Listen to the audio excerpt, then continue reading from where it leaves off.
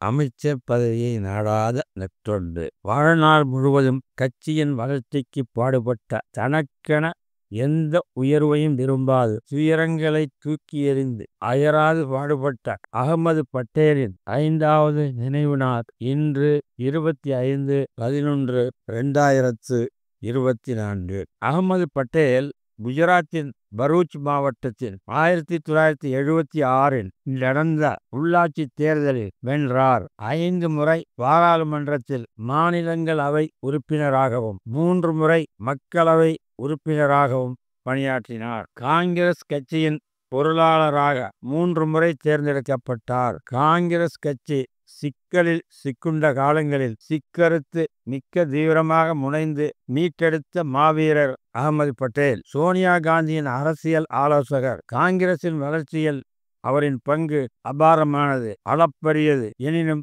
எல்லா கட்சியினரும் மதிக்கும் மாண்பு உடையவர். குஜராத்தில் பாஜக அரசு கொடுத்த அனைத்து தொல்லைகளையும் துன்பங்களையும் துடைத்து எறிந்து இடையூறுகளை இடித்து தகர்த்தி தடைகளை உடைத்து நொறுக்கி காங்கிரஸ் கட்சியை வலுப்படுத்தினார். அமைச்சர் பொறுப்பை அவர் நாடவும் இல்லை, ஏற்கவும் இல்லை. காங்கிரசின் முக்கிய முடிவுகளில் அகமது பட்டேலின் சமயோசித சாமர்த்திய பங்களிப்பே பாங்கானது. 25/11/2020 71 வயதில் இறந்தார். அவரின் மனைவி மைமூனா பட்டேல், ஒரு மகன் பைசல் பட்டேல், ஒரு மகள்.